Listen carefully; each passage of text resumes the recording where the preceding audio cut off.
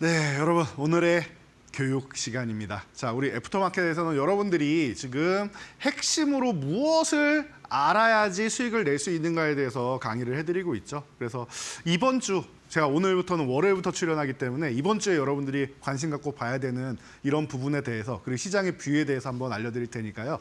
여러분들 길지 않습니다. 집중해서 따라와 주신다라고 하면은 제가 마지막에 포트폴리오까지 공개해 드리니까 여러분들 모두 얻어가시기 바랍니다.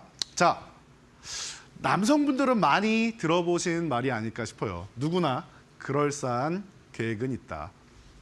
자, 여기까지 들으면은 뭔가 부족하죠? 뒤에 정말 핵심이 생략되어 있죠. 예, 나한테 맞기 전까지는 이라는 말이 있습니다. 누가 했어요? 마이클 타이슨이라는 유명한 권투 선수. 이 타이슨은 누구나 다 알죠. 워낙 유명한 선수다 보니까 세계 최고의 펀치를 가진 선수.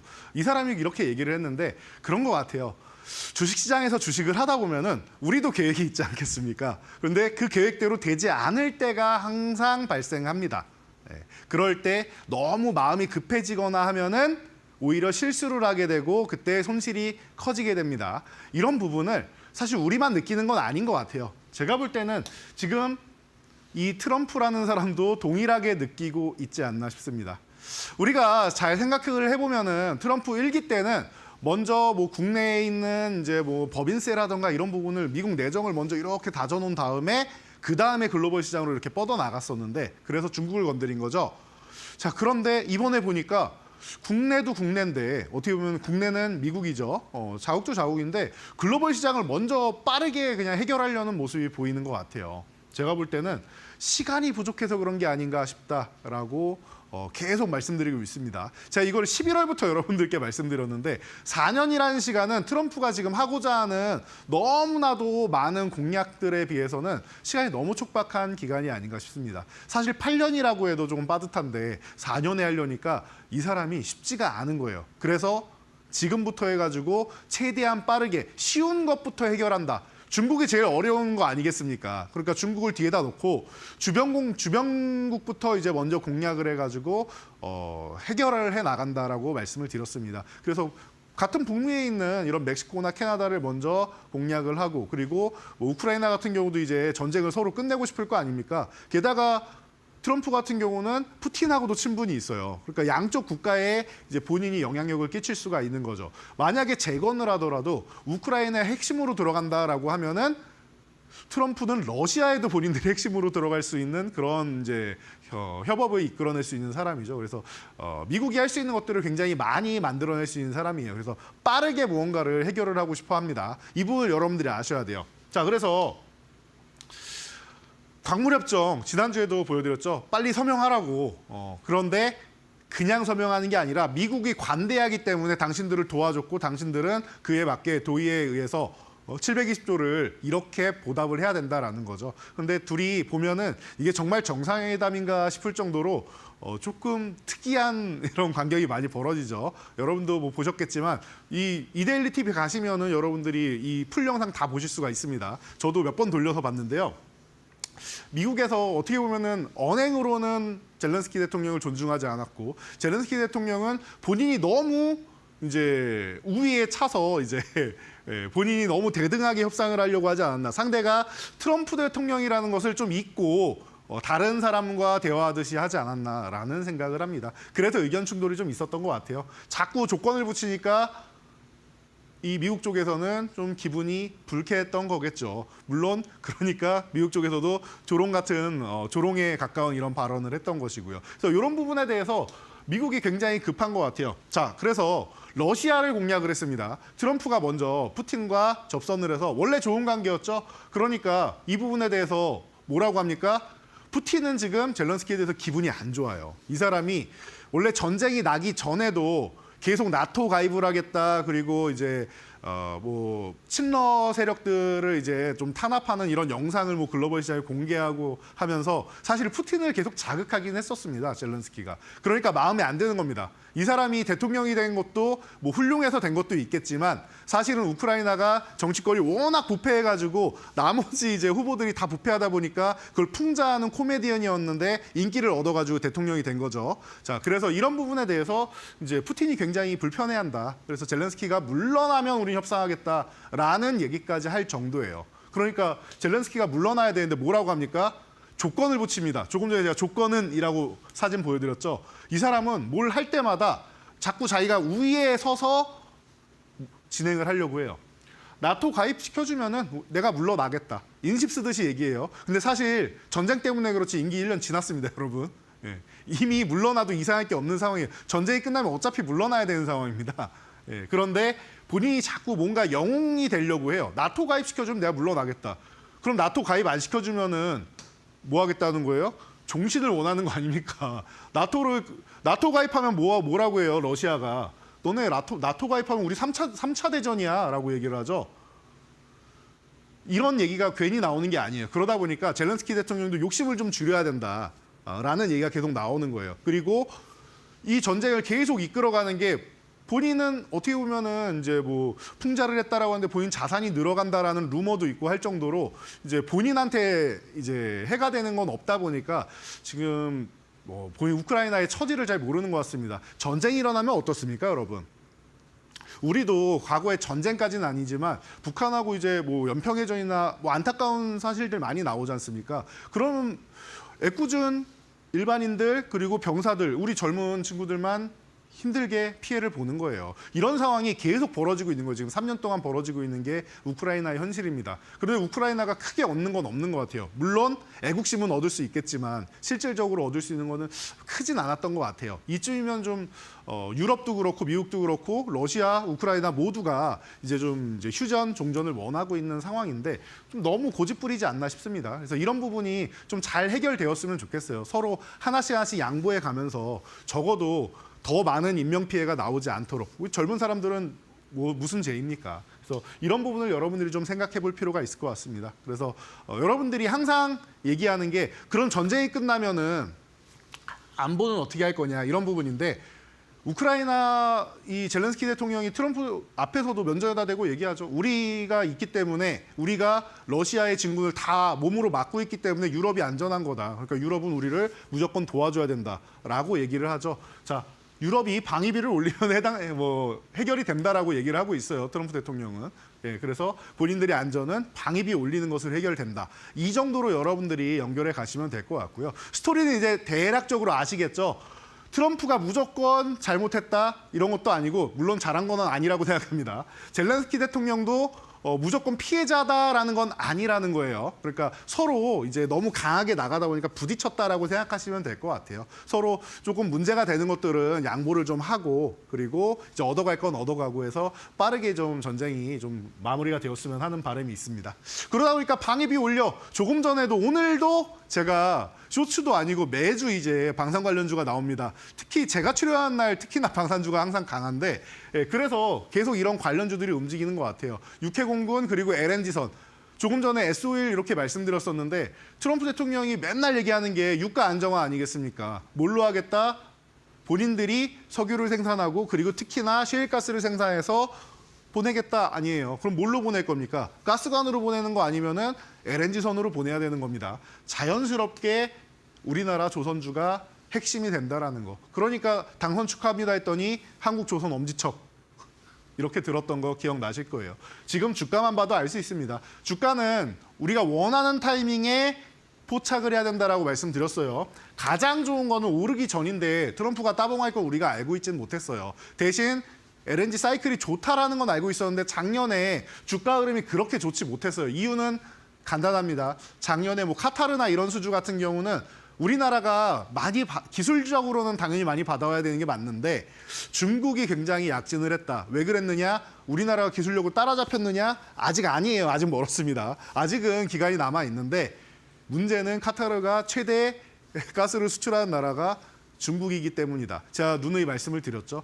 이런 부분 때문에 작년에 그렇게 썩 좋지 못했는데 그래서 시장도 좋지 못하다 보니까 시장 영향력으로 밀려 내려왔다가 엄지척 하나에 이렇게 급등 흐름이 나온 겁니다. 그래서 이런 부분까지 본 다음에 우리가 예상을 못했으면 바닥에서 사는 게 제일 좋은데 예상을 못했다. 그러면 조정받는 구간에서 보는 게 좋다라고 했어요. 35,000원 아래로 내려오면 우린 보겠다. 그래서 이런 모양을 만들면 본다라고 말씀을 드렸고 그리고 이 방송에서 말씀드린 대로 저는 35,000원 아래가 나왔을 때 정확하게 포착해서 교육을 해드렸습니다. 기억이 나실 거예요. 이것만 알고 가시면 돼요.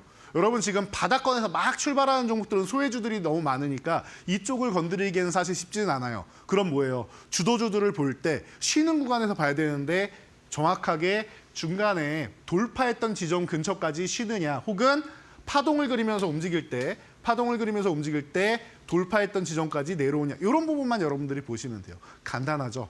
이렇게 보는 거예요. 아니면은 다음 돌파 지점을 넘어갈 때 보거나 이렇게 해서 여러분들이 간단하게 두 가지만 생각하고 보시면 돼요. 돌파 매매할 거냐, 눌림목 매매할 거냐. 딱 두 가지만 보시면은 지금 시장은 너무나도 간단하다라는 거 여러분들이 보실 수가 있습니다. 수익률은 제가 뭐 검증해드릴 필요가 없는 것 같아요. 이미 다 알고 계실 거예요. 162% 놀라운 수익률 나오고 방산하면 하나의료 에어로스페이스 이 종목 또한 제가 안 봅니다라고 11월까지 계속 말씀드렸는데 결국 어떻게 했어요?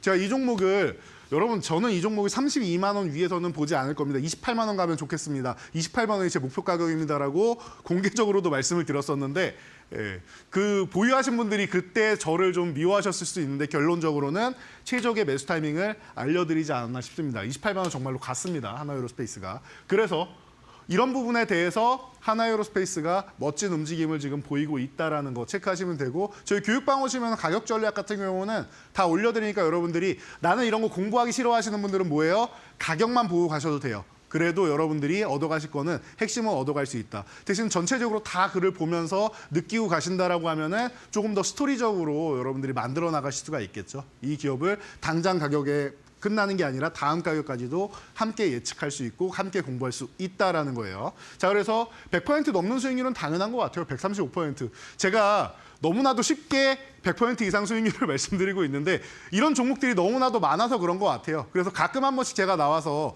마이너스 종목들은 요게 있습니다. 요것만 여러분들이 잘 처리하시면은 뭐예요? 나머지는 다 수익권이니까 그것도 뭐 세 자릿수 이상 수익률 나온 게 너무나도 많으니까 여러분들 올해 행복하실 겁니다라고 계속 말씀드린 게 그래서 그런 거예요.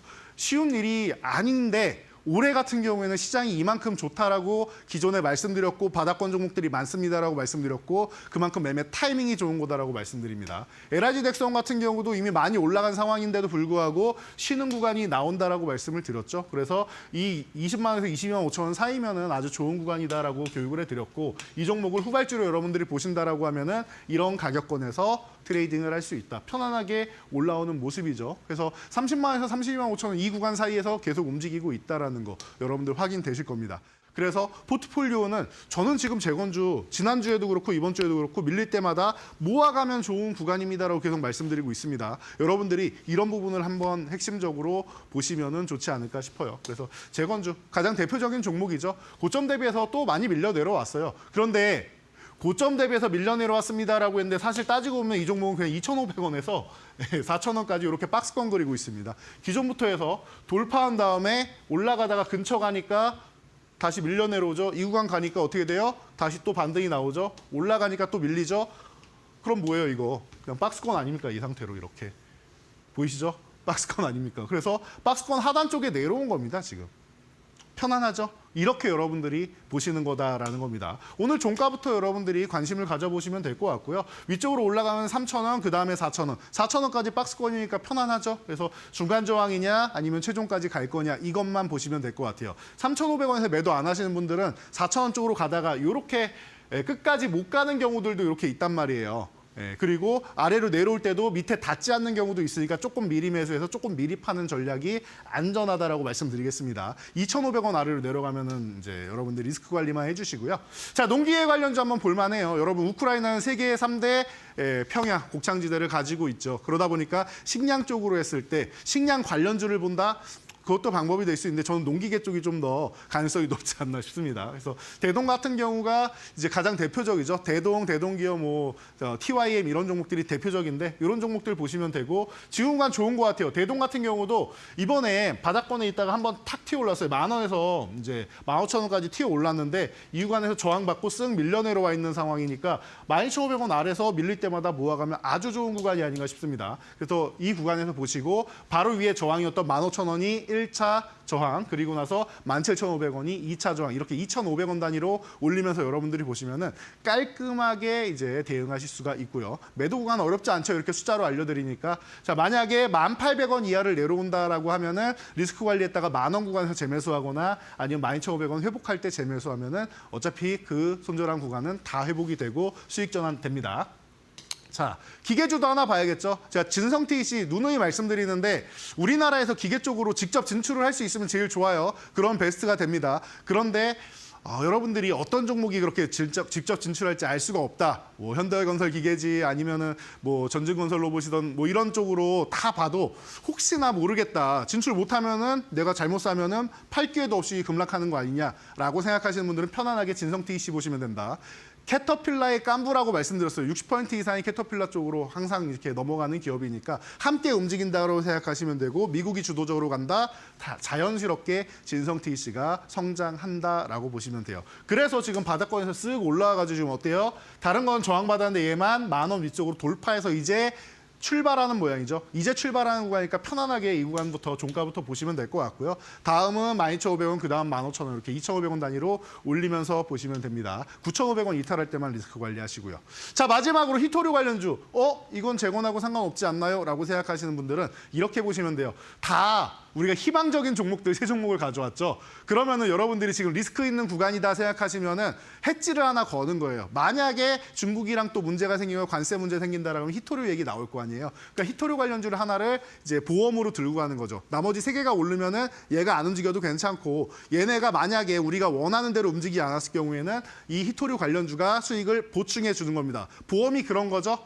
우리가 아프지 않으면 돈만 나가는 건데 아플 때 다 복구해 주는 거죠. 자, 그렇게 생각하신다라고 하면은 히토류 관련주 오늘 종가부터 그냥 보시면 될 것 같고요. 3,200원 구간으로 계속 수렴하는 거 여러분들 보실 거예요. 수렴 이후에는 위든 아래든 한번 발산이 나오니까 이 부분 체크하시면 될 것 같고 위로 올라가면 1차 3,700원, 2차 4,200원 이렇게 500원 단위로 보시면 됩니다. 그리고 아래로 내려간다라고 하면은 요 3,000원 구간 이탈한다라고 하면은 리스크 관리 한번 했다가 아래 구간에서 뭐 2,700원 구간에서 보던가 3,200원 회복할 때 보시면 된다라는 거. 요 정도로 제가 좀 정리해드릴 수 있을 것 같고요. 이 포트폴리오는 제가 항상 저희 밴드 교육방에 올려드리는 거 알고 계시죠? 오시면 교육 자료들 다 받아가실 수 있고 제가 아까 숫자로 이렇게 올려드린 부분들 있죠? 그리고 대응 전략마다 이 종목이 움직일 때마다 혹은 지지선 내려올 때마다 여러분들께 가격 전략을 올려드려요. 이탈했습니다. 혹은 유지됩니다. 돌파합니다. 돌파 못했습니다. 올려드리니까 그 가격 전략 보고 함께 하시면 됩니다. 오셔갖고 보시면 되고 이렇게 포트폴리오 같은 경우도 깔끔하게 제가 이렇게 항상 정리해드리니까 여러분들 오셔서 함께 하신다라고 하면은 지금 시장 조금 어려운 것 같고 어지러운 것 같은데 제가 볼 땐 그렇지 않아요. 우리 통찰력을 갖고 결론적으로 목표를 향해 어떻게 가느냐만 보면은 하루하루 일희일비하지 않을 수 있습니다. 그래서 제가 발음이 혀가 잠깐 꼬였는데 일희일비하지 않고 여러분들이 뚝심 있게 가는 전략 제가 세워드릴 테니까요. 여러분들 함께 하시고 이 시간도 여러분들이 지금 1시간 동안 꽉꽉 채워서 왔는데 부족하지 않았나 싶습니다. 그래서 여러분들이 부족했다라고 하면 제가 내일도 이 시간에 나와서 해드릴 테니까요. 그럼 내일까지도 집중해 주시면은 더 좋은 전략 세워드리도록 하겠습니다.